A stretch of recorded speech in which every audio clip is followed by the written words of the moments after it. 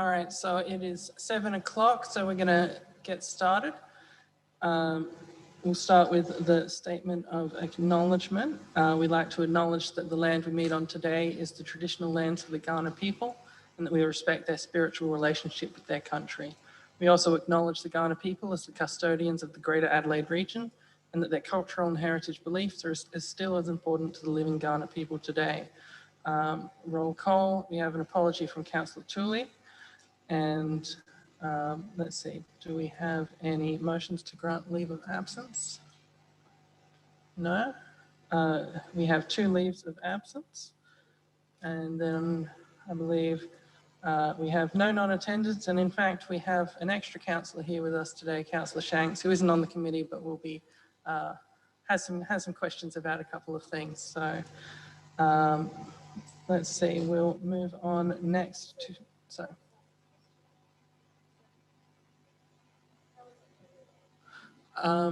how it works is that he's not here as a voting member, he's just here to ask questions when it comes to that point, so, and that sort of thing.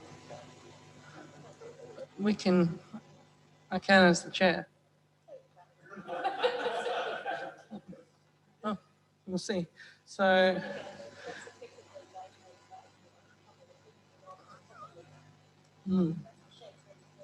becomes a member of the committee, that we put our hand up, we come to committee meetings. I'm all for Councillor Shanks becoming a member of the committee, but he can't just come in and engage in asking questions. He can actually ask questions as part of public open forum if he wishes. He's not on this committee.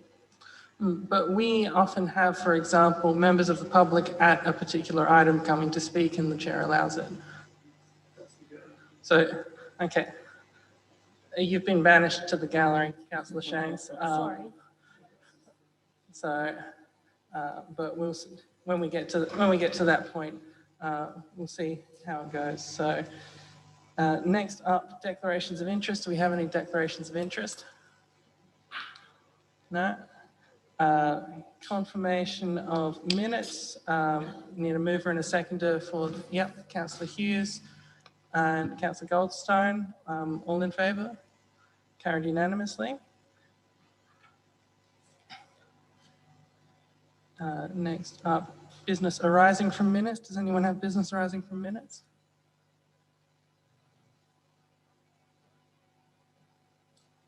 No. All right. While we were sorting that out, we skipped the public open forum, so we'll do that now.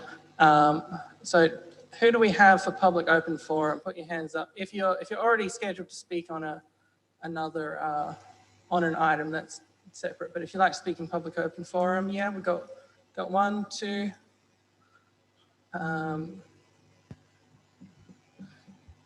Great. And 3. And so, all right. So I think the staff need your names for the purpose of putting it in the minutes and all that, but they can get that. So we'll move on to, let's see, who put, you put your hand up first, up in the front. Yeah. The community gardens, yeah. She's listed to present during the report. Okay, so staff say you'll be presenting at a later point, so it doesn't have to be community forum. So, all right, well in that case, Daniel Down.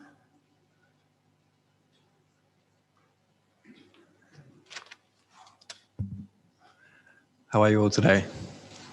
Good. So I just wanted to introduce myself again. For those of you that don't know me or don't recognise me, my name's Daniel, and I run a few pages on Facebook called Gala and Photographs. I'm from Gala, and just recently the Gala Street Art Community, which is what brings me here. I was looking at one of the items on the agenda, item 7.6, about council stimulus program for outdoor murals. Now, one of the things that was mentioned there was for Centenary Lane possibly being some kind of hub with all sorts of artwork. I absolutely love that idea. I love the idea of having Finnis Street with all sorts of street art. If we can't have it all around the place in Gala, why don't we just have it in one big place? So we've also got Tony's office there. We've got the hairdressers, Hudson's Coffee, the Gala Cafe, Woolworths. All of these are big blank buildings. Apart from one of them being heritage, there's just these big blank walls, just possibly screaming for some artwork rather than some graffiti on there. We've also got Sports Power, which is in Centenary Lane. The owner of Sports Power, or the building there, sorry, did contact us saying that they'd be quite keen to have something happen there. Whether they'll do that themselves privately or come to council, I'm not too sure, but they expressed big interest in having something there behind their building. We've also got the car park on the Reed Street side. There's a big grey wall there with just car park written on it. I would love for Gala to have a big grand piece of artwork, a big statement to bring people in, for people to just drive by and go, what is that? Turn around, have a big look. Whether it's to do with history or whether it's just something artistic, I'm not too sure. We'll work on that, but I would love for a massive mural to bring people in to make a big statement. Some other sites that I've looked at on my page would be Phoenix Plaza. So on the entrance there on the Carlton Road side, you walk through through a big archway. It's just a big square. There's a couple of chairs there. There's lots of blank canvases there. Some of them are historical, some of them are brand new walls. I've got some mock-ups coming up on my page that show some historical value. So we've got pictures of workers, we've got James Martin, we've got the foundry, trains, all that kind of stuff. I thought what a great idea it would be to have that particular square in there as some kind of historical piece to brighten up the place. Because I must be honest, I sat there for a good 20 minutes just soaking it in, taking photographs and doing my thing. Not one person walked past me. Everybody drives into the car park on the other side and just walks straight through. I know there's not much there in that square, but can you imagine if maybe there was like a little cafe in there and we had all these big murals around? We had some plaques with some information. And what about maybe even some little speakers up around with sounds of hammers and hammering and engine noise and just general factory ambience in the exact same place where James Martin used to do all his work there and all the workers there. I think that as far as a historical mural would go, I think that that would be the perfect spot because it's exactly where it all happened. We've had a few artists contact my page that have done various artwork around the state, including the two major pieces at the Elizabeth City Centre, an artist called Mimby Jones, and the other one, his name escapes me at the moment, but he specialises in photorealistic artwork, so stuff that looks like a photograph and it's all just spray painted. We've had various businesses contact the page, including Taylor and Forgy and Sports Power, and also the owners of Phoenix Plaza, who had previously looked into doing their own artwork. And as soon as they saw my posts up there, they contacted me and said, this is exactly what we've been looking for. This is what we want to do. How can we make it happen? So I can't go any further with this until I present it to the council properly. Sadly, that didn't get put forward last council meeting. I got to say my bit, but I was so nervous that it'll just come out in one bit. So hopefully at the next council meeting, we can get a motion forward just to show if it's feasible, to show if there's any interest between the councillors and the general public. And I can tell you that from my page, it's 99% positive as far as the public goes. I'm not an artist, I'm a photographer. I don't know any artists personally. I've no idea how to set any of this up and how to get it going, how much it all costs. But I want to make it happen. I want to present it as easily to the council and to the community as easy as it is. It's there. This is what it looks like. This is what it could look like. This is what we can have happen. So I've come to council just for help. I've only come today just to say a few words. At the next council meeting, I'd love to say a lot more and have a bit more ammo behind me. So if anyone's interested in this kind of stuff, please follow my page, Gala Street Art Community. We make posts every week with a location, a mock-up and a different artist from South Australia. So if nobody knows what street art is or if they're not remotely interested in it, have a look, it might blow your mind. So thank you for your time. Thanks. I think we have some questions if you, so Councillor Koch. Yeah, well, thanks for that. I just want to clarify, in our report, we're talking about council-owned buildings, but if you've got buildings that are privately owned, wouldn't that just be the responsibility for the owner to just engage that artist to put that Yeah, on I agree. work? I agree with you 100%. The problem that I've found is that the people that own the buildings, they just don't know. They don't know that they can do it themselves. They can just present to you guys themselves. So whether I'm being a middleman or just planting the seed with them. Well, I just want to clarify, do the owners need permission of council to put a mural on their own building? This is something I'm not too So, sure about. I think Sierra had something to add. Through the chair, I think it may be an issue, i.e. might be development, if the building is in a heritage area or if the building is heritage listed. Apart from that parameter, it may not be development, but they're the sort of operational elements that we're looking at relative to this whole initiative that's now sort of out there being discussed. Yep, Mayor. So just following on, thank you, Daniel. Just following on from Councillor Koch's question, have you approached any of the buildings, apart from council buildings, have you approached any of the building owners? No, I've not wanted to get too far ahead of myself. I've not contacted any of the buildings. All I've done is take my pictures, make my mock-ups, and if I've put a tag with them and they've expressed interest, be it through a like or a comment, that's about as far as I've got, but I've not personally gone to any building owners.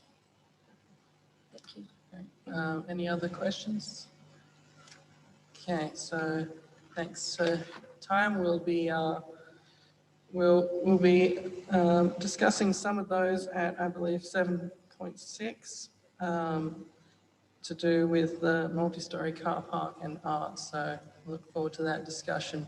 Who else had their hands up? I think it was Councillor Shanks.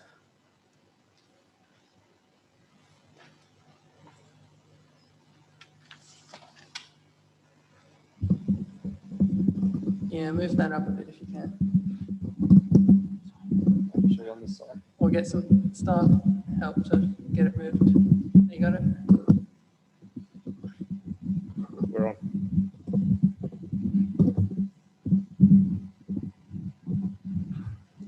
Only I was allowed to sit on that seat, eh? Give me a minute. Okay, thank you, Chair. Just some clarity. I wasn't sort of expecting not to be able to contribute to the 3 items that I've been working pretty hardly on. So just on those items, when we do come to those items, are you going to allow questions from the gallery? I'm here to contribute to the discussion as a whole. So during the debate, we can't have other people except, well, staff, etc., under the direction of the chair. But we do have, before items, people coming up to, say their bit that are relevant to it and that sort of thing. And I believe that's the chair's prerogative unless someone can quote me otherwise. So I think basically just at this, when we come to the motion, I can let you present. No one's shaking their heads at me anymore, so I think you can present. That's the beauty of being the chair. You Okay. don't have to worry about the shaking heads.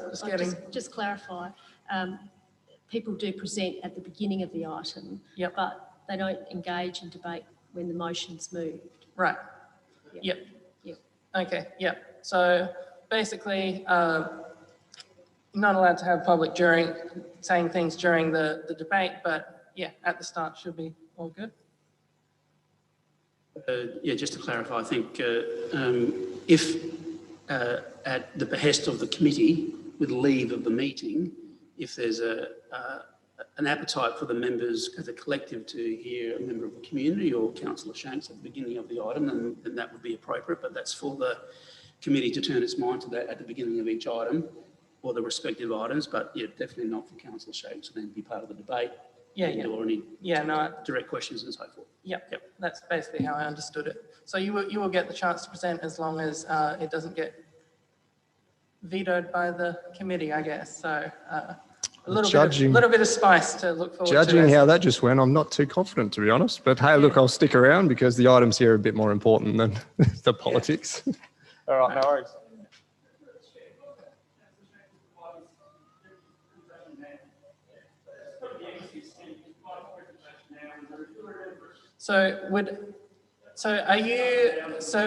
Do you have a presentation, or did you have, I guess, things about the items in particular?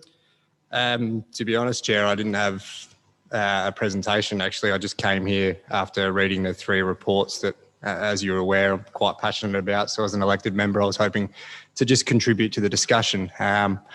It's sounding like that's not what I'm going to get the opportunity to do, because, unfortunately, that's the way it's fallen tonight. I don't have a prepared presentation for you tonight. I just thought I'd be able to contribute to the conversations, i.e. the meetings that I've had with staff and yourself and our CEO just around community engagement, around digital marketing, et cetera, et cetera. Yeah, look, unfortunately, I don't have that ready to go, and it's sounding like we're not going to allow this elected member to contribute, which is fine. Look, I'll follow process and we'll wait until the next council meeting, and let's use some time up in that ever growing time we have. Why not? So, I think, well, if you had anything to say now, you can during that public open forum. I'd like you to speak. I think this is a bit of ridiculous bureaucracy, to be honest, but I don't know the system to get it to to function properly. But you can just speak during the open forum. What I might do is I just might say some quick comments, just so I'm not wasting everyone's time. So community engagement, my quick comments on that report. We're now breaking down where we're at, which is quite informative. I find that really, really good to start benchmarking, because there's something in our community engagement that's lacking. And I don't think it's necessarily the work we put into it. I think we're just not quite hitting the mark. So I think it's good having reports like this, because that's where we can move on and we can find those avenues and tease them out. I saw community engagement and the digital marketing strategy, similar reports. I think those two should have been paired together, because I think there's some good in the digital marketing strategy that would actually tick a lot of boxes on a community engagement level. I mean, that's why our interest is there, right? Because we want to be able to pair them together and really capitalize on some of the recommendations that we have now paid for to receive. And I think implementing them will play hand in hand in the engagement with our community.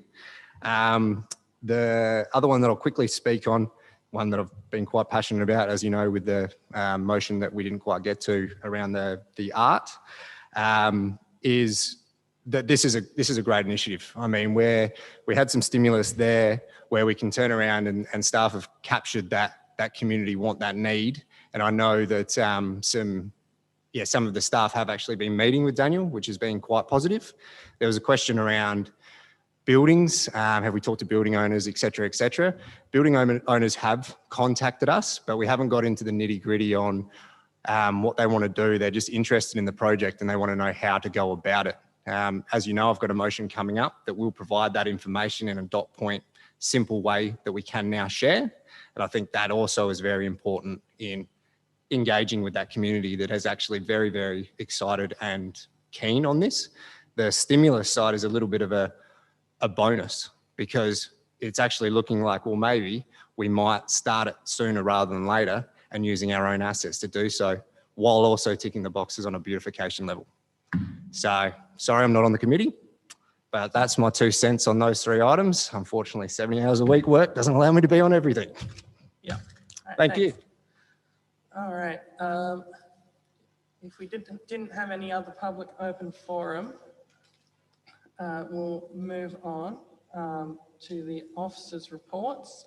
So the Gala Show sponsorship agreement update. If the council will approve the Gala Show to speak, I believe they have a presentation for us.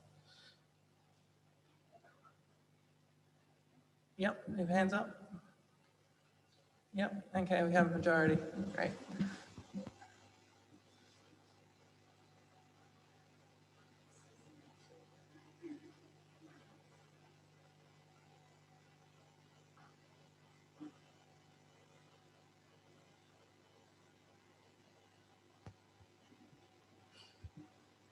Okay. I'd just like to say thank you for the opportunity for us to speak tonight. However, before I begin, I would like to introduce you to our new President, Claire Forgy, and our Senior Vice President, Shuri Woity, and our immediate past President, Patricia Dent. They were voted in after our AGM held last week. So I'd like to just take this opportunity to extend our thanks to the town of Gawler, in particular Natasha, Erin and Bryce, Trevor Taylor, Caroline Sutchin, Jess Giles, Liz Holland-Clark and Catherine Craig for all their support in getting the business and marketing plan together.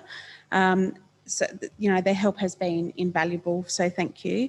At this point, we've not had any contact with Tanya Shergwin Aziz, I think is how you pronounce her name, sorry, which I had noticed was mentioned in the reports we were given from Natasha.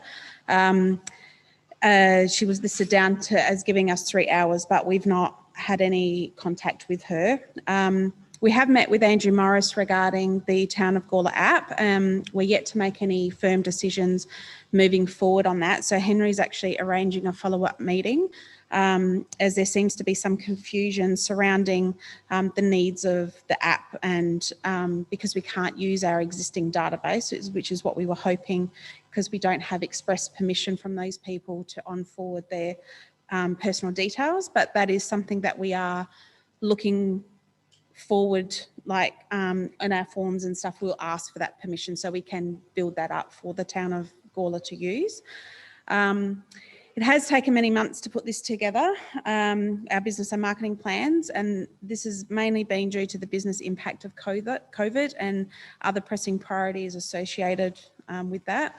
However, it has been a very worthwhile exercise and something that we've been trying to get off the ground for many years, but you know, unfortunately, when you're running with a very tight, small team, you know, your priorities have to shift continually. So one of the things that we like, looking at the sponsorship agreement that we were provided from Town of Gawler, we would just like to ask to remove 3 item D, which indicates the hire of the Civic Centre Institute and James Martin Room for the NASA dinner, as this is no longer required. We won't, I'm not actually sure what year we'll be hosting the NASA dinner now, because that's all been shoved around because of COVID, like everything else. But we would like to have a conversation about the Grand Prix show jumping event that it's actually sponsored. $500 is sponsored towards that event, and it gives Town of Gawler full naming rights. However, that $500 doesn't actually come close to covering that event, because it's over $3,000 worth of prize money just for that event, which the society is paying for. So that $500 basically covers or goes towards an embroidered trophy rug for the horse with Town of Gawler logo on that rug. So that's something that we would like to have a chat about, whether it's something that you would like to continue sponsoring or how we do that, because unfortunately we're not in a position to keep covering that prize money. It's too expensive. And we would also like to request that the $10,000 stimulus grant funds be extended towards the 2021 Gawler show. This is basically because we had it earmarked for an event that, which is what we put on our application, which we then had to cancel due to a clash of an exact same event that was happening at Princess Park 3 weeks prior to ours. Gawler is not big enough to support exactly the same event that close together. If they were after us, it wouldn't have mattered, it would be their loss, but you know, unfortunately they were in before, so we had to cancel that. So we would like to respectfully ask that we use that $10,000 and put it into our 2021 Gala show. So Gala show has faced increased financial stress over the years and accordingly has taken a massive hit in 2020 due to COVID, as have many events and businesses across Australia, or across the world really. So to help us combat this, we're making plans to slash our budget substantially, making some major changes in the format for 2021, and it was expected that we would make a substantial loss for the 2019-2020 year, which is exactly what has happened. And it is unreasonable for us to predict how our event this year will look at this point in time.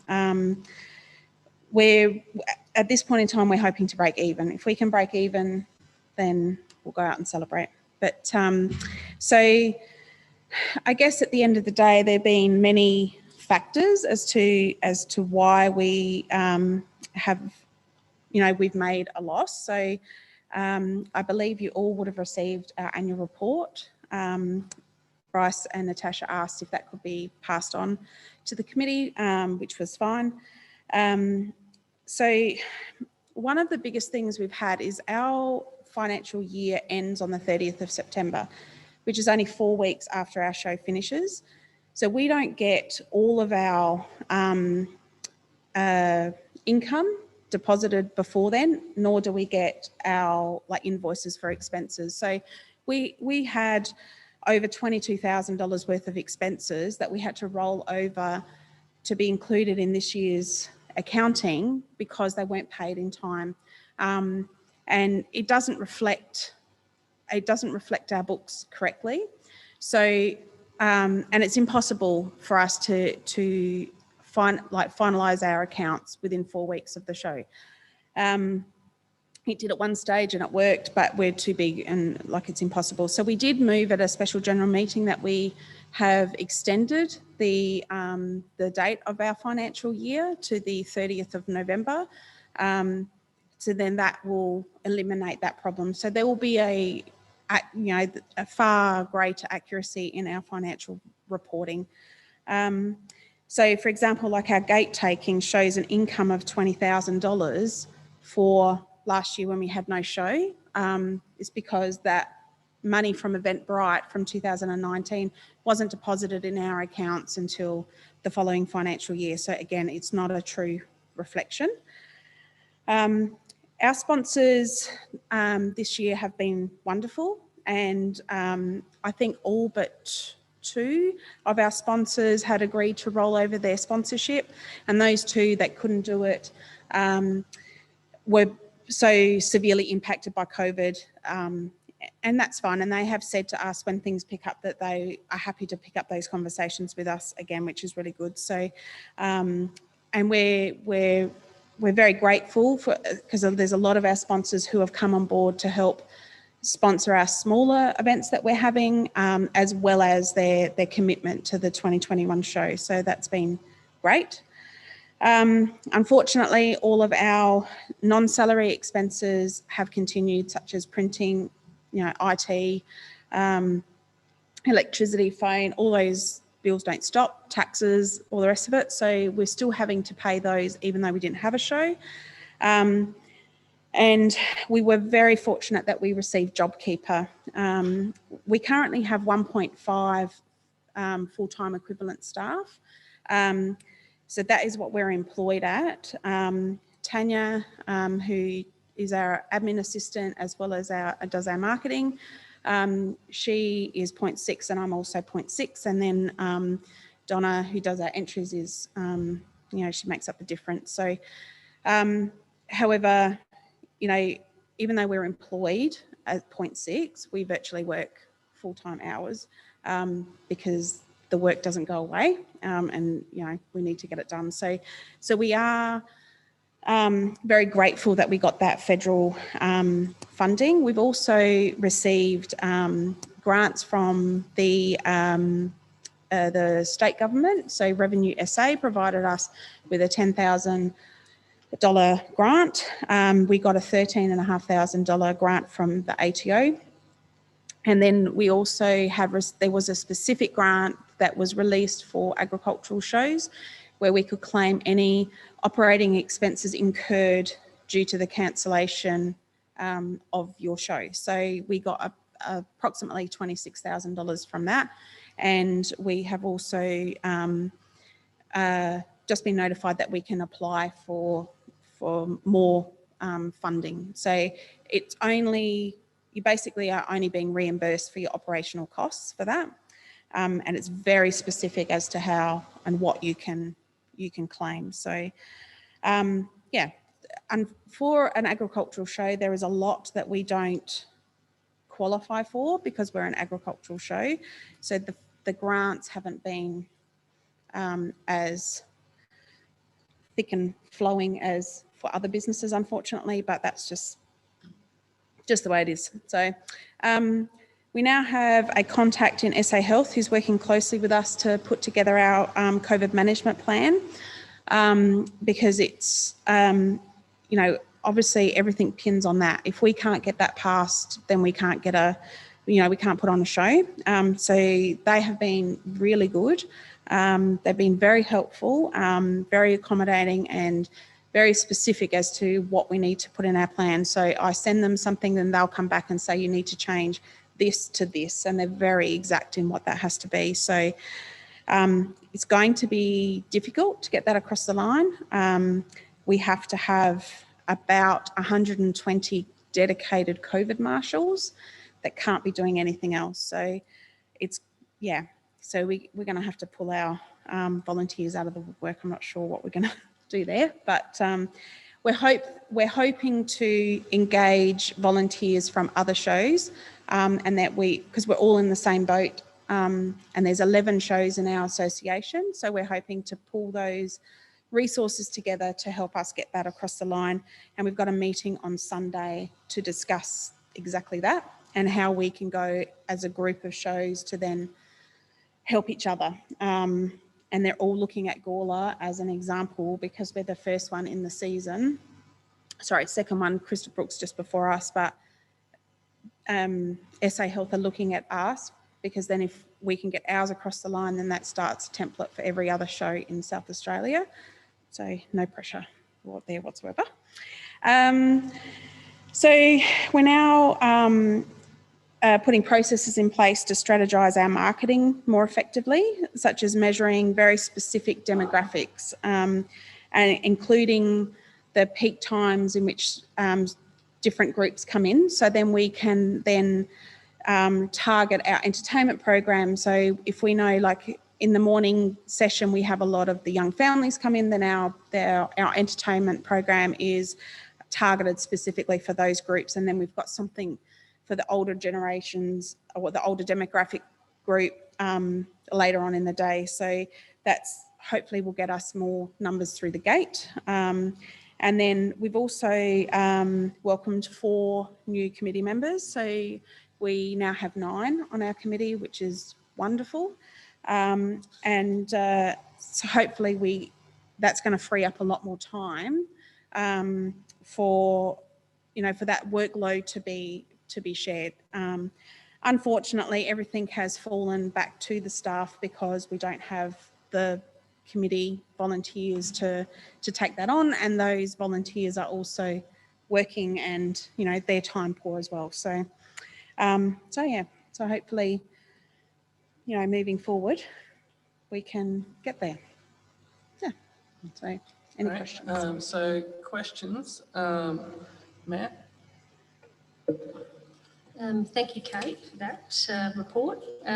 Just a question around bookings from customers, so people who are going to the show. Yep. Has there been discussion around using the app to deliver that service and thereby remove quite a big bulk of the lines that generally line up at the show? So pre-booked on the app, you don't need to share information from your database. Yes.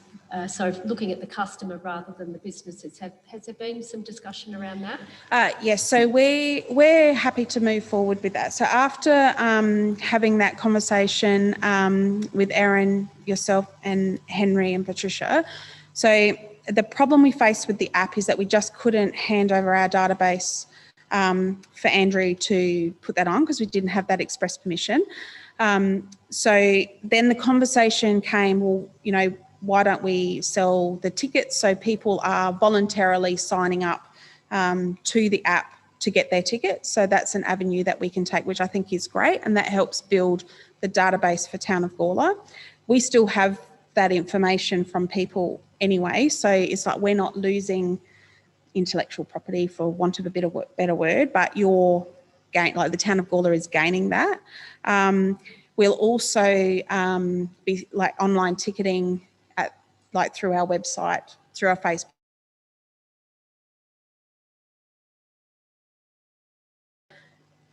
One of the things in the COVID plan is online ticketing. So we're not selling tickets at the gate. So we won't be selling tickets at Drake this year.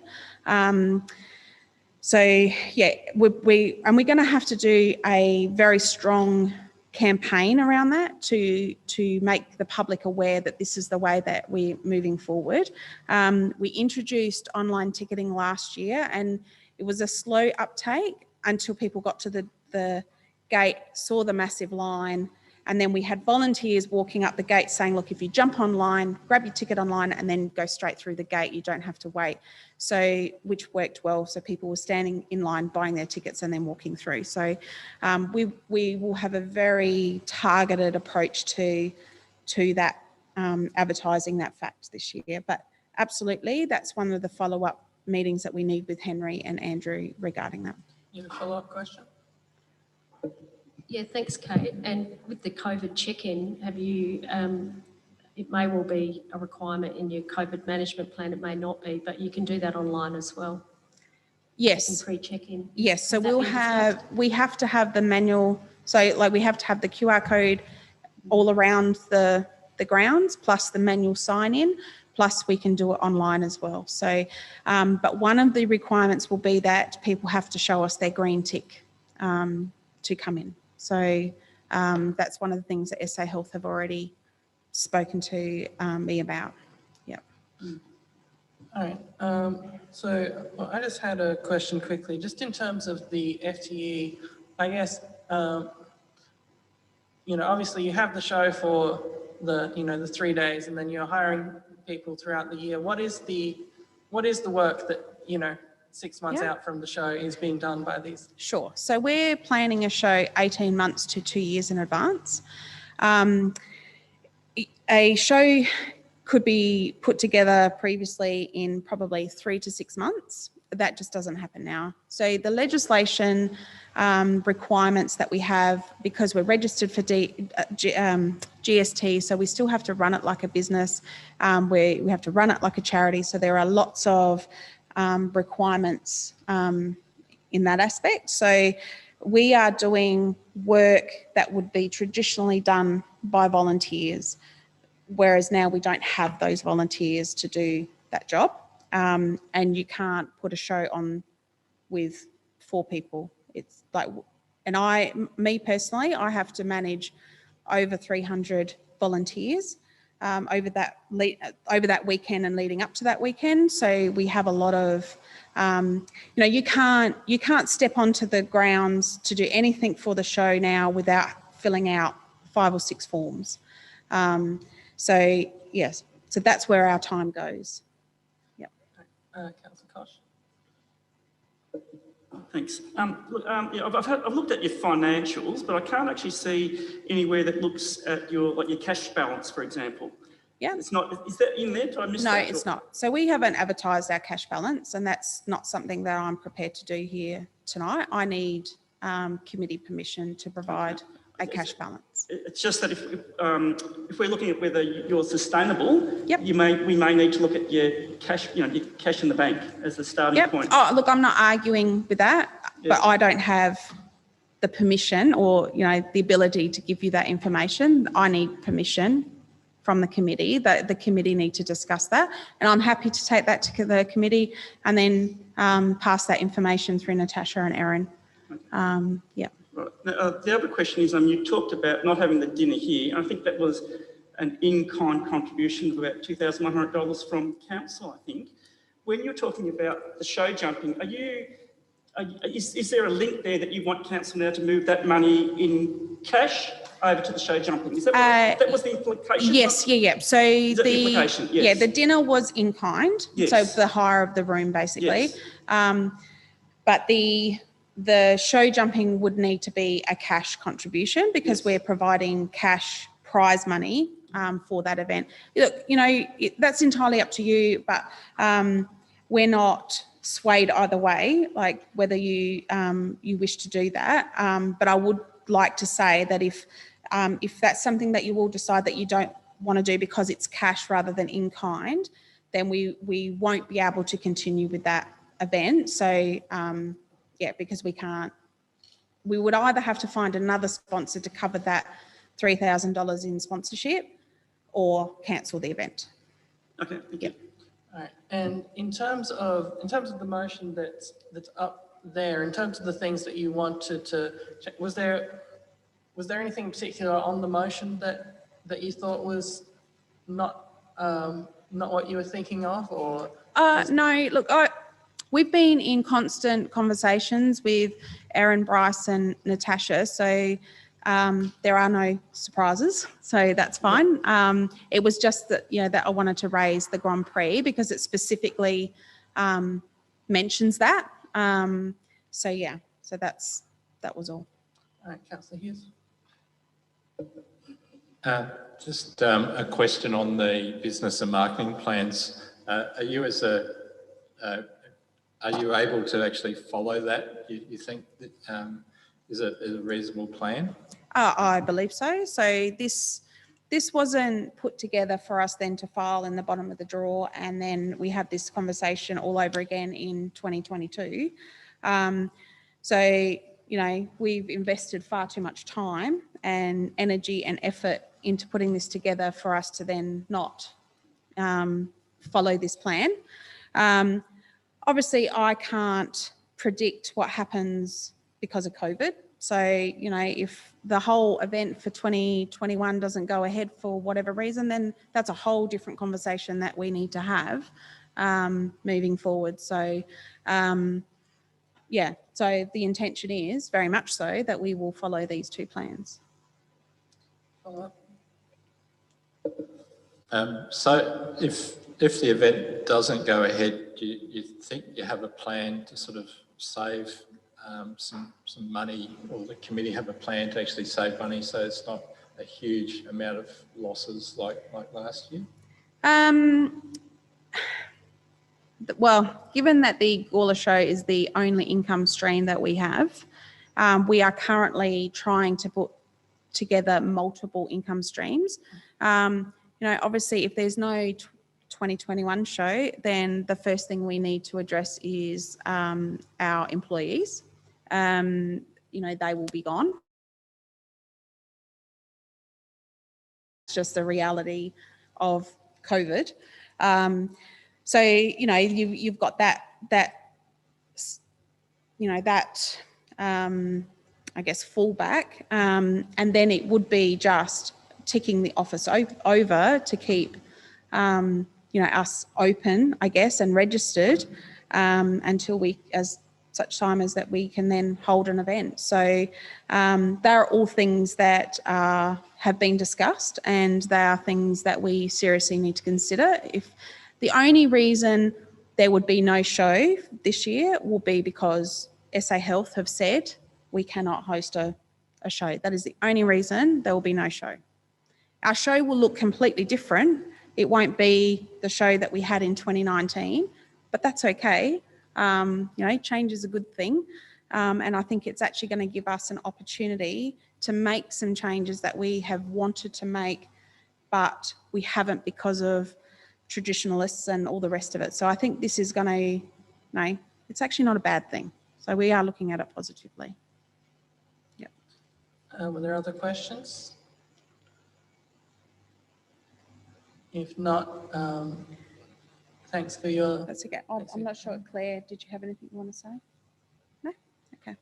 And then we'll move on to the motion itself. If we have someone moving this or a variant of it. Do we have a mover?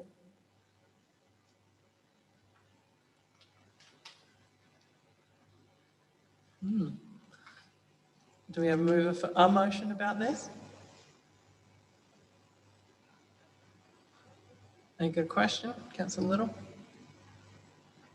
I've got a bit of a problem with point 3.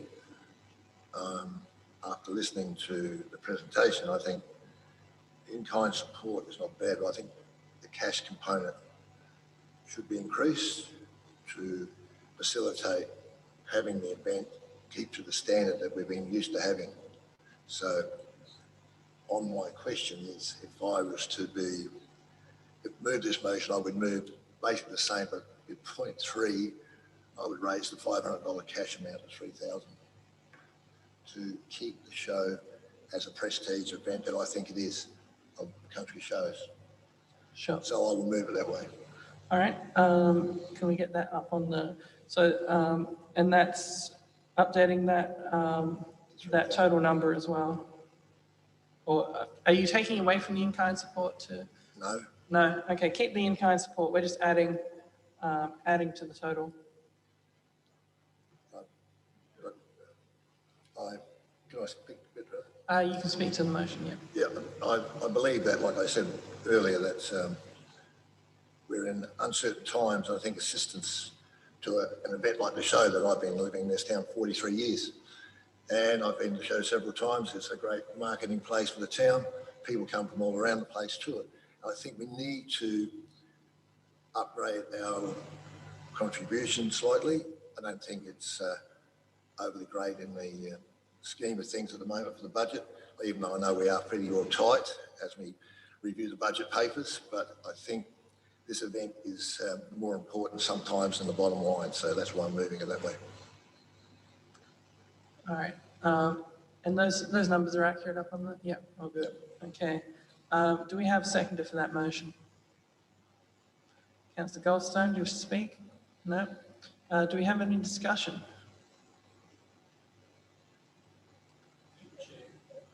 Yep. CEO? I just wanted to be clear that the increasing of the amount from 500 to 3,000, is that purposely for sponsorship for the, I think it was referenced as a Grand Prix event? Is that the intent? So if that's the intent, I think the wording, if I could suggest, should be sort of a bit more precise in terms of when referencing the 3,000 as sponsorship for the Grand Prix event. So Connie, can you just...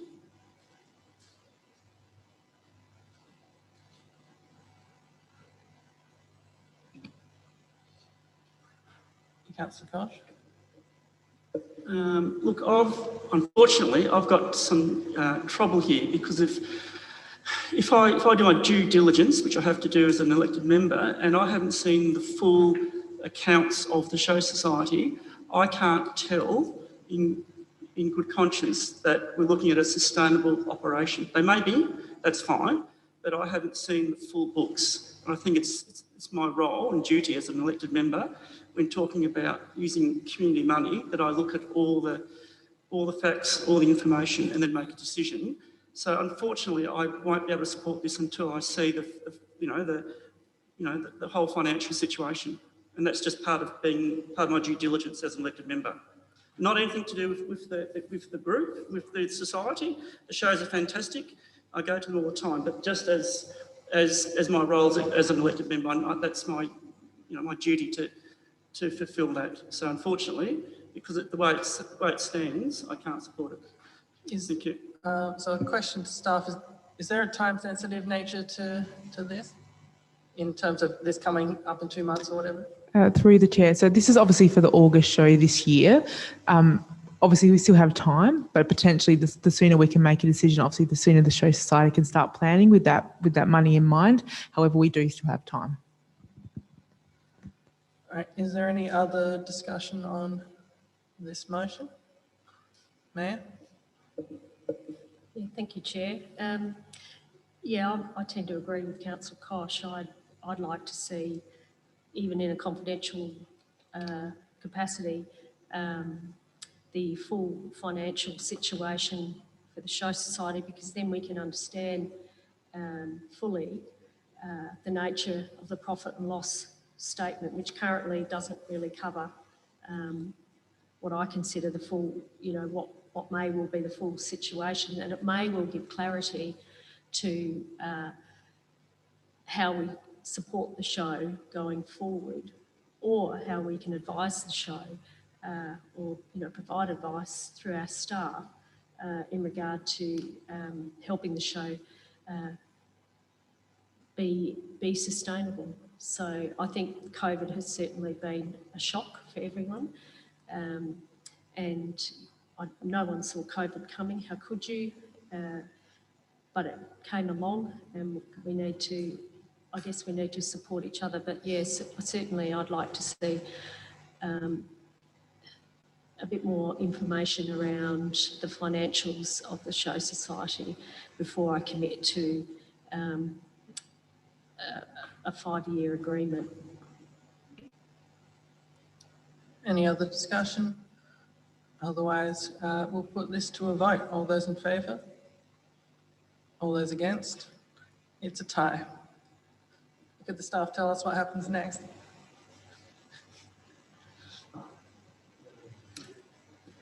Yeah, through the chair, as the matter is tied, then the matter is deferred to council for further deliberation at the council meeting. So it'll be just decided at the council meeting? Yes, that's correct. Okay, so basically this has been put on hold until the actual council meeting, which is on, when is it?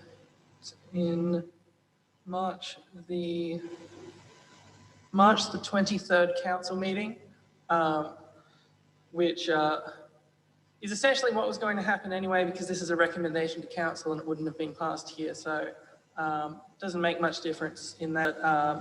But yeah, so that's on hold, and we'll come to this vote again with the full council in the council meeting.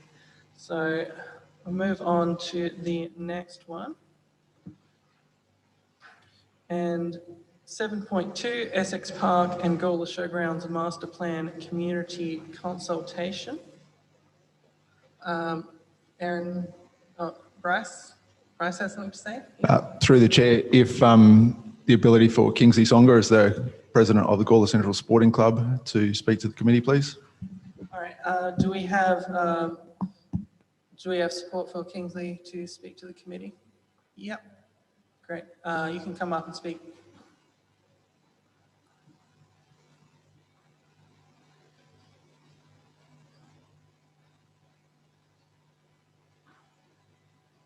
Firstly, thank you for giving me the opportunity for a start to just come up and just say a few words. It won't take long.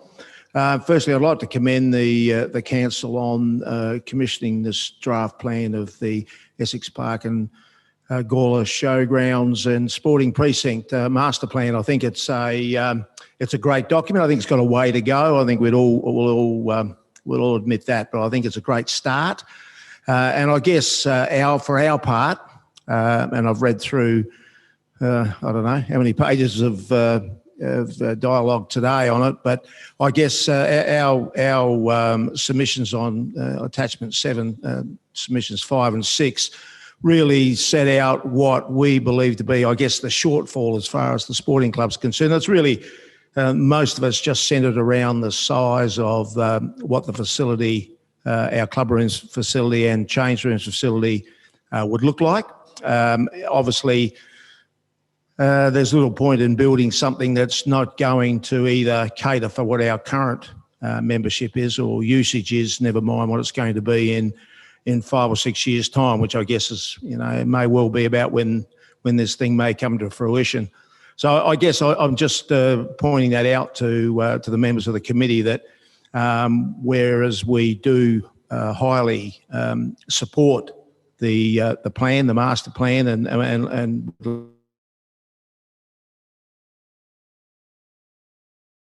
also just like to point those couple of things out that there's just, as I say, there's a bit of it seems to be just a bit short one end that we'll wind up with sort of half the number of people that we need, that we currently cater for, never mind what we'd need to cater for down the track. Thanks for listening to me. That's really all it was, just to highlight those couple of things. Thanks very much. Great. So, yes, so 7.2, we have a mover of the motion. Yep. Do you wish to speak? Yeah, just briefly, thank you, Chair, thank you, Kingsley, and thank you to Gala Central, because you provided some really good feedback as part of one of the stakeholders of this precinct. There was mixed response to the feedback, which I think was a bit disappointing. So I think that whether people just think it's going to happen or whether they didn't feel they needed to respond, I'm not quite sure what the reasoning was, but a number of sporting clubs didn't really respond. One or two people for various sporting clubs, I think, was a little bit disappointing. But it is a major plan. It is a big vision for that precinct. I think it will address, and bearing in mind what Kingsley's just said, it will address many of the sporting needs going forward for our growing communities. So, yeah, I commend it to the committee. Do we have a seconder? Councillor Hughes, do you wish to speak? Any other discussion? Otherwise, all in favour? All against? Unanimously carried. Okay, next up, 7.3 Community Garden Update. Do we have a speaker for this one? Yes. And thanks to the Gala Show people for coming along. Feel free to come and watch the debate again next time.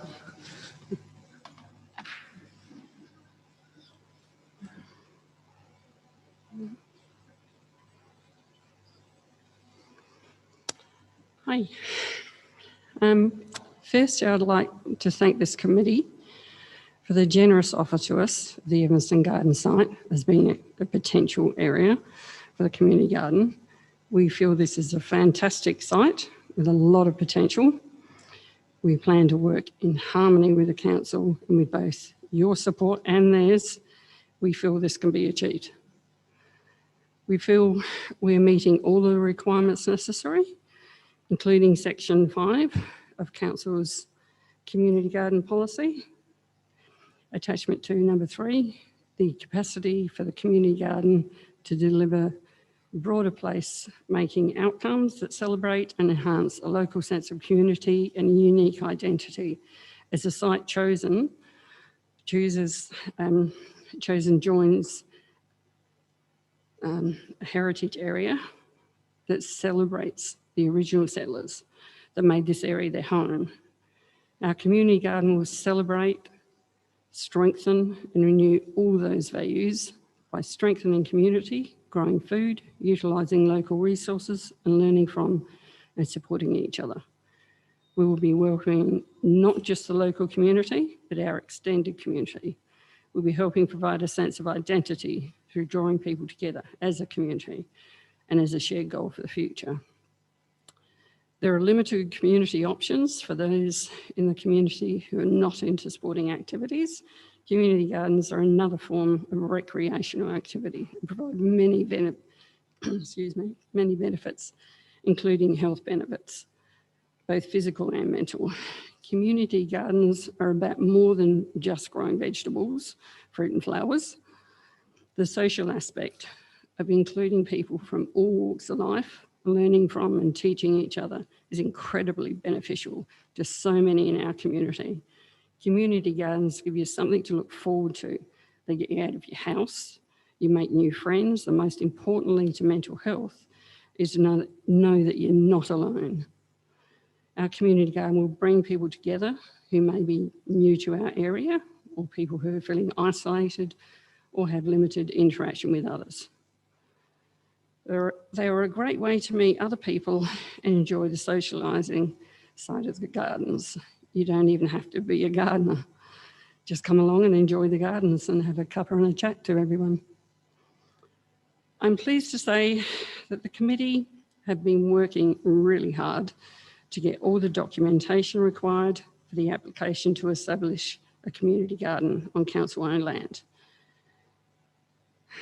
The management plan, association rules, letters of support, current public liability insurance, and the concept plan. As you can see from the concept plan, a lot of thought has gone into this. The main structures will be a large shed and 2 smaller sheds, one for tools and one that will be used as a changing room. Each of those will have a rainwater tank. The large shed will have solar panels. The fencing will be secured fencing on all 4 sides, with the front section being mesh. There are compost and mulching bays. The greenhouse will also be our propagation area. We will have an arbour in the centre of the gardens. The orchard will contain an edible food forest. There will be raised beds to accommodate people with mobility issues and IBCs along one side. The majority of plots will be individual plots and the front section will be a shared plot. We also have a children's area. Seating is throughout the gardens and out the front as well for smokers and people waiting for transport. We'll have worm farm and a beehive. All paths will be wide enough for access for people with mobility issues. Toilets will be available at the Evanston Gardens Community Centre and Library Building. As we've been informed that we will not currently have permission to erect toilets at the Gala Community Garden, then we require the large shed to be as close as possible to the library toilets. The large shed needs to be where it is because our members will be varying ages from the very young to the very mature, and some will have multiple health issues, including some of whom will require immediate access to toilets. The large shed will also be the meeting area where we will be assembling, holding workshops, and also holding some of our meetings. So this needs to have close access to toilets. The smaller shed in the back left corner will be a changing room and also a baby change room. So it's been put in this area for privacy and accessibility reasons. All of this, of course, is subject to when funding becomes available. We hope that you will be pleased with our concept plan, as we are. We're looking forward to the next stage of our project, making sure we get feedback from our local community and give information to them about our community garden. We look forward to gaining their support and yours also. Thank you very much for your time. Thank you. Do we have any questions? Councillor Koch? Yeah, just a question around the insurance. The group's going to be auspiced by the Gala Environment Centre, which is funded by Do and the Landscape Board, and then insurance coverage because you're volunteers. I just want to clarify whether what the community garden actually aligns with the goals of Do and the Landscape Board. That's all. Because in there it talks about that, the insurance that aligns with the requirements of Do.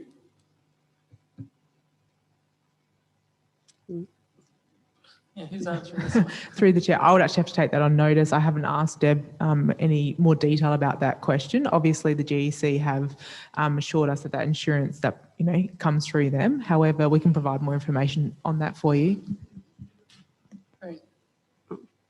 And I had a question also about what is the access to the Evanston Gardens Library toilets at various times? Through the chair, we'd obviously have to work through an arrangement with both the GEC and the community garden group about how that would work. Obviously, that would come through working through Chia, who's sitting up the back there, around access and how that would work. So that's something we still have to work through, but we'd be able to arrange that. All right. Great. If there's no other questions, would someone like to move the motion, Mayor? You wish to speak to it, and seconded Councillor Goldstone. Thank you, Debbie. Thank you for you and your committee's hard work and diligence and resilience. Thank you. Look forward to seeing the community garden up and running. I love the concept plan. I'm sure that any access to the community centre will be worked through, and I'm sure there'll be a positive outcome in that regard. Yeah, so let's get on with it. Let's get out and undertake public consultation on this piece of land, and I'm sure it'll be positive, the feedback, when we get it back. Awesome. Councillor Goldstone? No. Any other discussion? In which case, put it to the vote. All those in favour? Unanimously carried. So thanks for coming along. Thank you. So excited. Okay. Thank you so much. So next up, we have 7.4 community engagement update that we know the update report. Mayor, do you wish to speak? Just quickly, yeah, look, it is, I think Councillor Shanks said it earlier, that it is good to get these types of reports. I think the digital engagement strategy actually feeds in, as Councillor Shanks said, into community engagement. And I'm actually quite impressed with that digital report, but I'll talk to that later, hopefully. But yeah, this is just a noting report where we're up to. And I think, yeah, thank you for the report.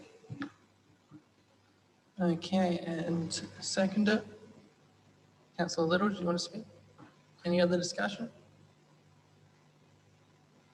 In that case, all in favour?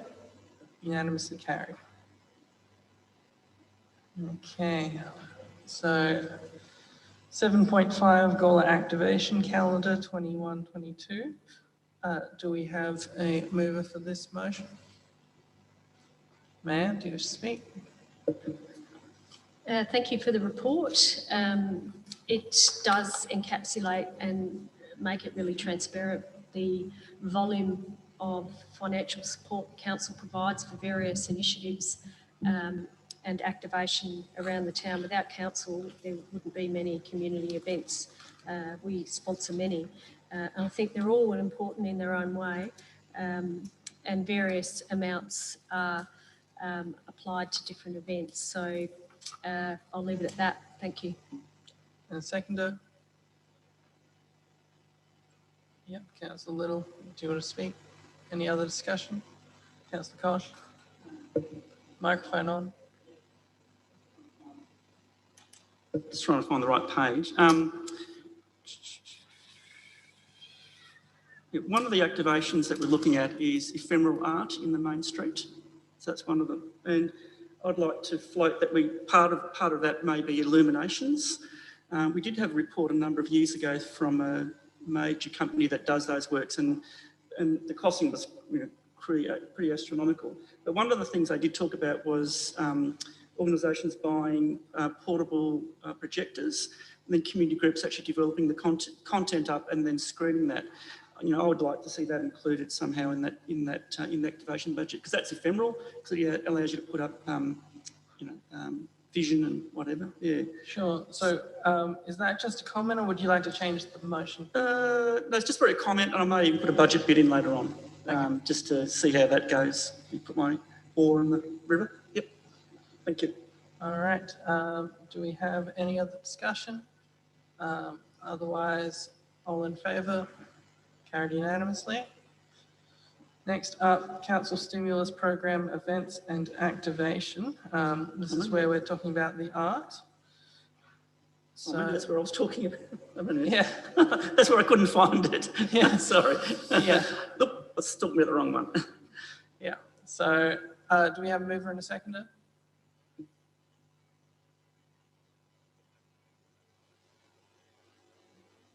For this one, which is not the same as the last one, this is the events and activation budget. Councillor Little, just to speak. No. Yeah, he's already spoken to it. Do we have a seconder? Okay, Councillor Kosh, do you wish to speak again? Yeah. All right. Any other discussion? In which case, all in favour? Carried unanimously. Okay, customer service strategy update 7.7. Do we have a mover for this one? Mayor, speak. Thank you. Thank you for the report, Chair Main. I do enjoy seeing these customer service reports come up. I think it is a work in progress. There's, certainly I get a lot of feedback as Mayor, as do many elected members and I'm sure staff. And there's always great examples of fabulous customer service, but then there's, and I will use this example, the after hours service is non-existent. Doesn't work. It didn't work over the weekend again. I think Councillor Kosh, you've had a recent example. I had a terrible example over the Christmas break with a funeral. Yeah, so that I'm really keen to see what is happening there. I don't see much in the report. Maybe I missed it in the report. There might have been something in there about it, but yeah, it's a real problem. And so I guess I've also got a question as to where are we going with that, because I've heard nothing back. Over the break, I was told there was going to be a review, but I haven't been provided with any further updates. And I am getting feedback from people who get quite frustrated when they can't get an answer and they don't think it's working, or it doesn't get acted upon until normal business hours, and sometimes it needs to be acted on straight away. So yeah, I'm really keen to see some sort of improvement there. So an update on that would be really good. Does anyone, Erin? And through the chair, we definitely have that on our radar. This particular survey has been prioritised and just given the timeliness of it. However, we're looking to come back in May with a full review of that service and also our suggestions moving forward. So that's our next piece of work in terms of the customer service strategy. Follow up? So in the meantime, how do we advise our community who are using this service, not getting an answer, not getting a reply, or it's, you know, you've being put on hold, their KPI is 3 minutes, but you're put on hold for more than 8, you end up hanging up and you don't get your issue addressed. So what do we do in the meantime? Through the chair, so we continue to provide through chairs, provide that feedback to them. Obviously, until we make a major change to that service, they're not going to make major changes. We need to review that service. So we continue to provide that feedback that that's not good enough. How obviously those changes aren't happening. So it's going to take us a bigger review to get some real changes there and potentially a new provider. And let's see, did we have a seconder yet? No? Is there a seconder? Councillor Kosh, do you want to speak? Yeah, thank you. Look, I just want to again speak on that after hours service. I was involved, we had an incident at our place that I thought was an emergency. I rang up the after hours number, and really we held on hold and we weren't provided any service. And basically they said, oh, we'll log that and give it to the, you know, when business hours open. Eventually it was resolved, but we were in a position that, you know, I suppose we could have called the police, but it really was something that I thought was pretty ordinary. And in fact, I had to ring twice and still nothing happened. So, you know, I would have thought that, and the issue was that they would not give me the after hours number of the staff member. I said, look, just give me that number and I'll ring them now because it's an emergency. And they said, no, I can't. I would have thought you've got someone on call out that the call could go directly to them anyway, instead of having to go to somewhere over in New South Wales and be put into a list that someone reads when they come on at 8 o'clock. So, yeah, I'm not overly. I don't think that service works. I don't think remote services work. I think if we've got local people that are on call out, it could just go straight to them. Thank you. All right. What the question? The Mayor seeks leave to speak again. Do we have approval from? Okay. Yep. Speak again. Go ahead. So on the weekend, I got a call from Councillor Samble via a resident who was trying to get through to the after hours, and so I contacted staff. I contacted several staff and eventually got onto someone, and then I also rang the resident back twice and to ensure that she knew that the issue was going to be fixed. Basically, a tree had fallen down and needed to be removed in readiness for an event on the Sunday. So I couldn't wait to the business hours on the Tuesday, because that was too late. And yeah, it is an issue. And over the holiday break, it was a funeral director via the family contacted me because I couldn't get in contact with council to dig the hole, and they were thinking of moving the funeral. So, you know, that's really quite serious, I would have thought. So, yeah, look, it is an issue. I've fed both of those back. And I'm assuming Councillor Koch has fed his issue back. If he hasn't, he probably should. But, you know, this by May, and then we'll wait another. I brought this up 2 years ago. I brought it up last Christmas. I brought it up the year before. And, you know, it's now taken, this is now the third year. So I am getting a little bit impatient and losing patience with this service. Thank you. All right. So, so I had a question around the, when it comes to social media, which has been a hot topic lately, that's an area where I've had complaints come in of people saying, oh, I messaged the Facebook page of the town of Gala, etc., and I didn't get a response. What's the, is there anything happening in terms of incorporating digital marketing more broadly and our upcoming plans for it into our customer service strategies? So through the chair, it's related to the next report, definitely, around the digital marketing strategy and where we're going. Those issues we acknowledge, and it comes from the fact that we have multiple editors and authorisers of Facebook across the council, and often someone will open it, read it and not respond because it's not for them to respond, but because then it's been deemed as read, it falls through the cracks. So we need a system in place that stops those cracks, so to speak. And the proposal around the digital marketing officer that council's considering is intending to stop those cracks because they'll have oversight of all the platforms and be able to manage it from that perspective.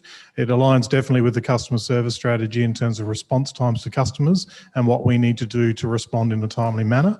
We still need to, I think, formalise what our accepted norm response time may be, because obviously in the world of social media, it's instantaneous is the expectation, but we may not have the resource and capacity to do instantaneous, but we may be able to do 1 day sort of response timeframes. That's still be worked through in the final outcomes of the strategy. Great.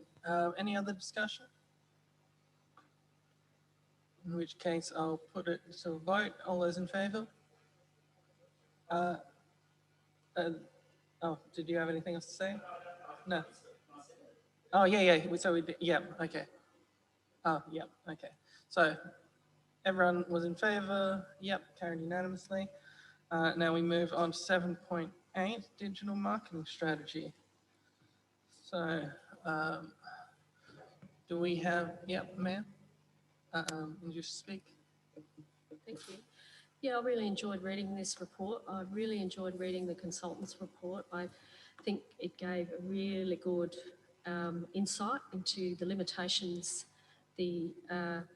how our platforms have been set up or how they haven't been set up, and some simple solutions, gave some various options of what we could do. Social media is instantaneous, so I think employing a digital marketing person isn't necessarily going to fix everything as it relates to social media because they can't work 7 days a week.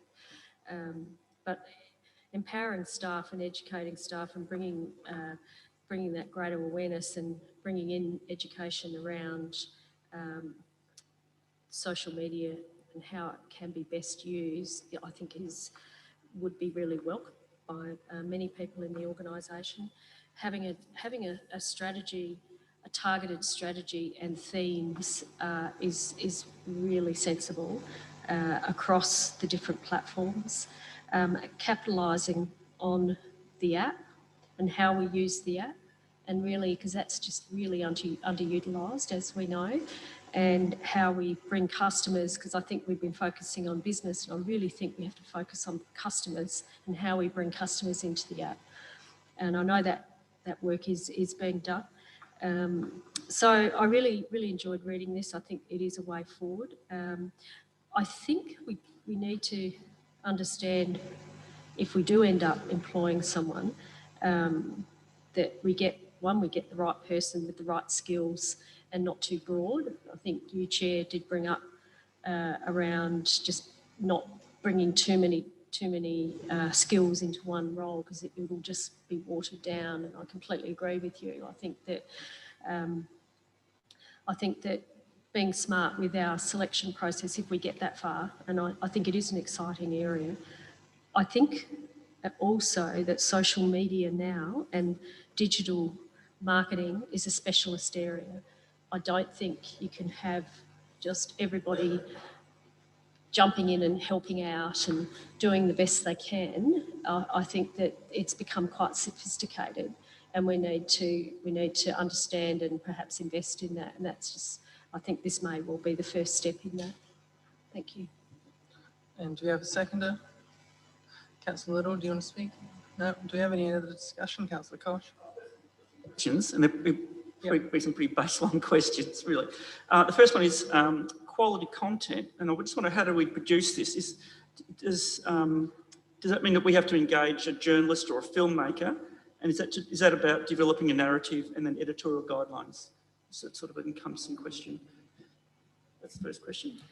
So through the chair, the report that was presented within the CCS agenda was just the original audit recommendations. It's not actually our strategy moving forward. That's the next stage. So there will be a draft strategy coming to this committee in May. That'll outline further about those content mechanisms, how it's created, developed, internal training. Is it something that staff can do if they're trained appropriately? Are we going external? And all those things are part of the formal strategy. This was literally just an assessment and some recommendations on short-term fixes, not the end game. So the end game is coming, so bear with us. Next question. What is digital advertising? So through the chair, many things is digital advertising.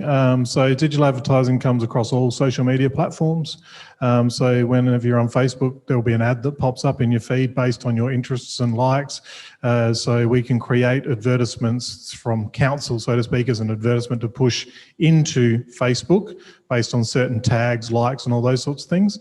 It also encompasses the wayfinding devices that have been recently installed but are going through a current commissioning process.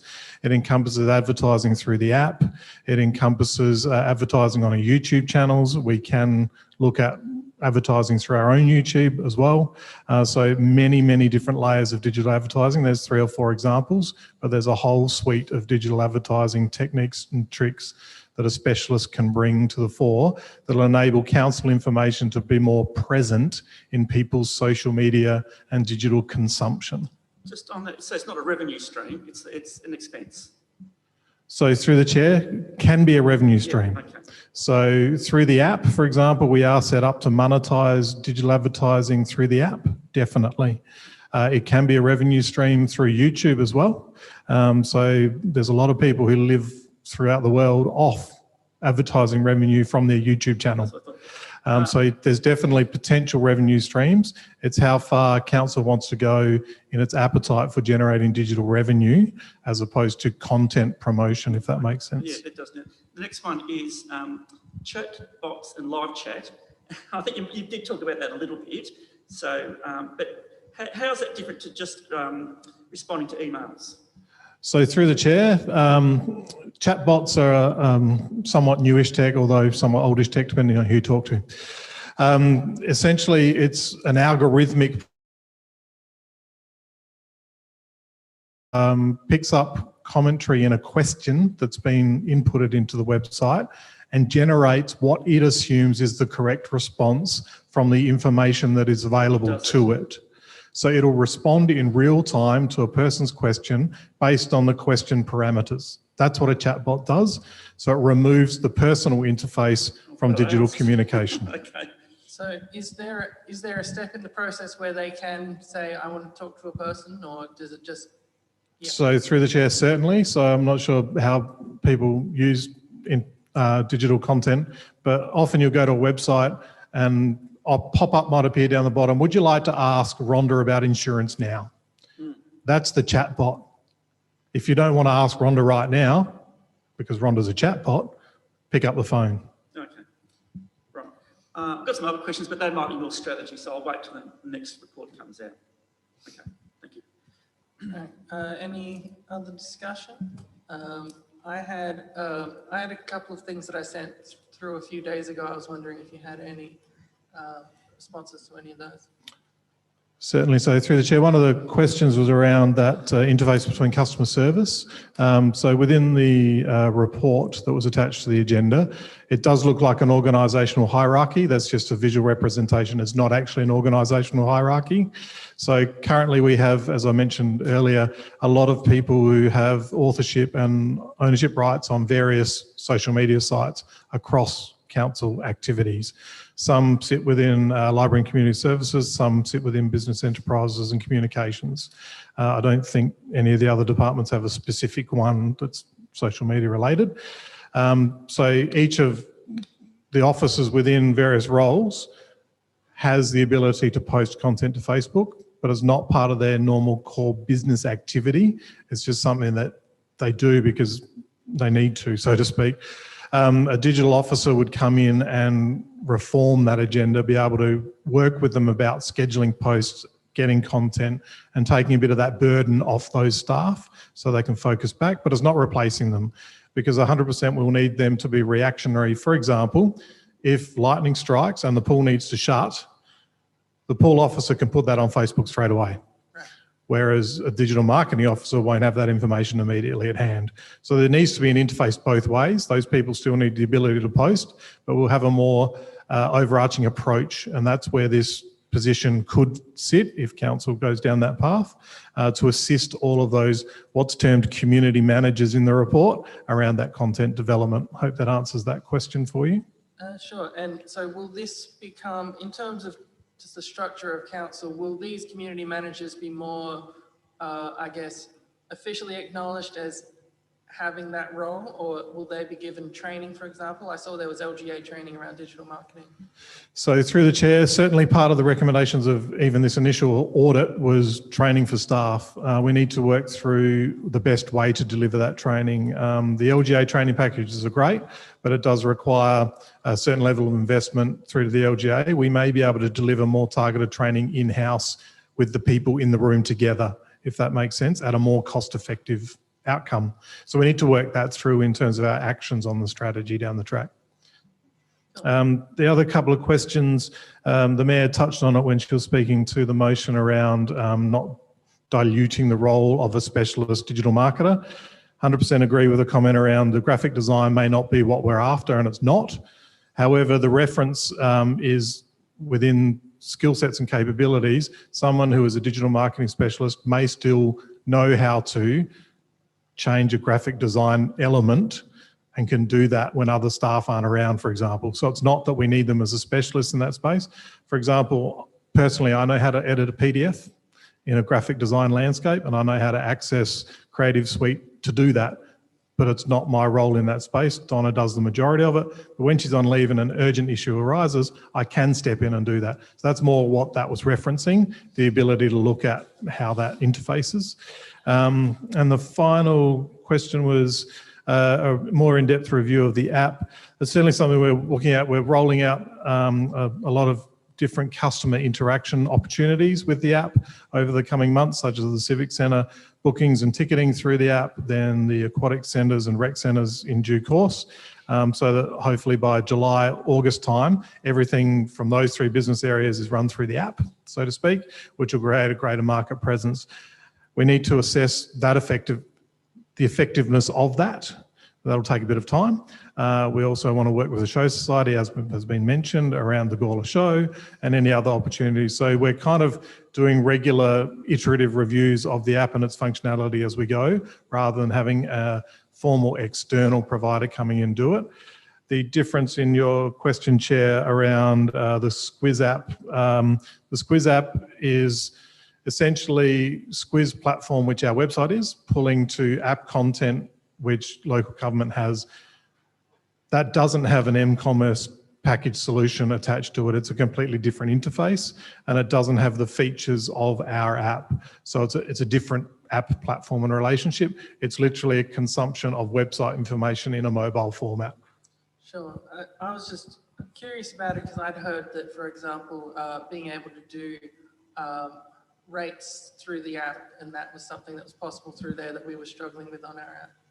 So through the chair, you can pay your rates through the app, but it will take you to a council e-portal. That is still the case, I believe, even with the Squiz app, only because rates payments is through what's called Civica Authority, and that's not a cloud-based solution for our council. It's not a cloud-based solution for a number of councils, so it doesn't have an app loading presence, if that makes sense, in a mobile interface, but it is still linked to website browsers from the apps.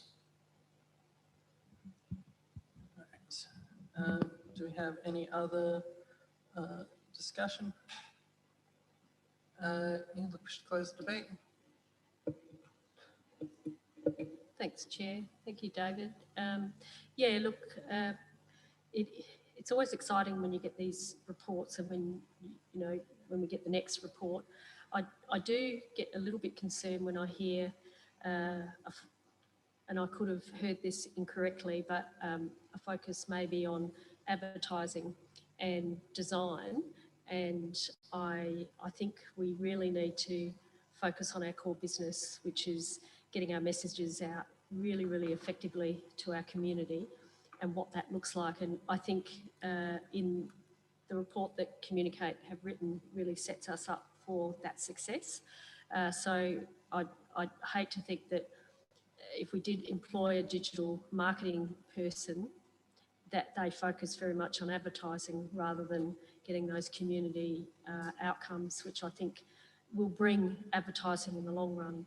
And so being really articulate and elegant around what we do in our messages and how we promote and sell those particular messages. Also enabling staff. I think it was really good to hear, David, that you're looking at a training package for staff, because I think sometimes when you get these skilled specialists in, they end up sometimes taking away from staff rather than enabling and empowering staff. And that's not necessarily anybody's fault. It's just the nature of having a specialist where you can do that, I don't have to do that anymore.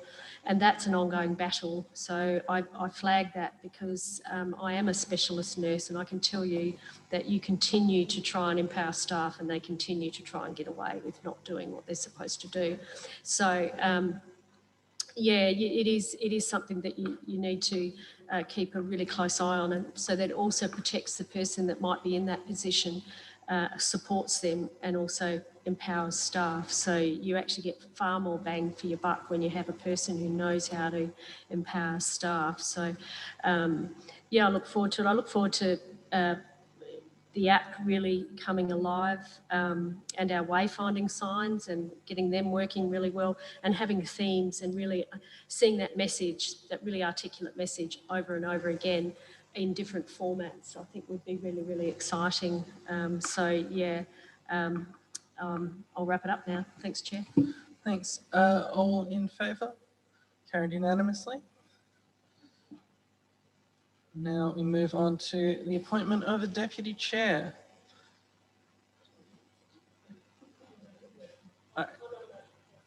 So Councillor Kosh has been nominated. Do you accept the nomination? All right. Does that need a seconder? All right, Councillor Little seconded. Do we have any other nominations? In that case, I believe you are elected deputy chair. Oh, you do need to vote? Yes. Yes. All in favour? All right. Carried unanimously. Okay.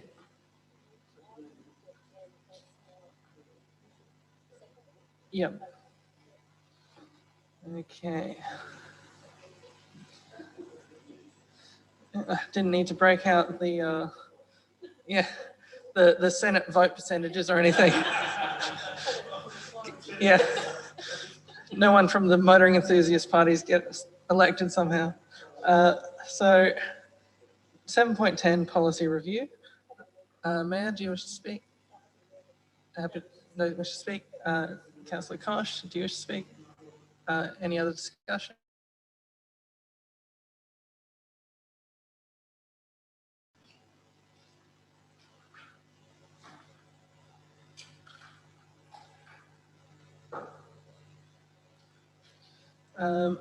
Next up is items listed for discussion, or if there's nothing,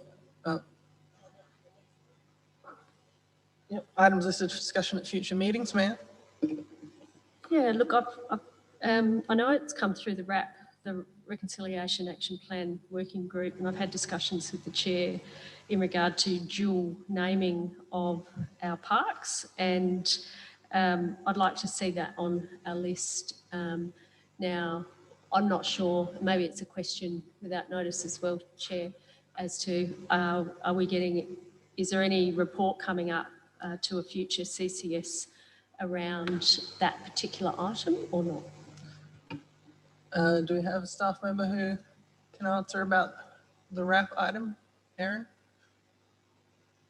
Through the chair, at this time I can't give you a date, but I know that's something that we're talking about in RAP and also with David's team. So we'll report back at the next meeting, hopefully with a report or some information as soon as we can.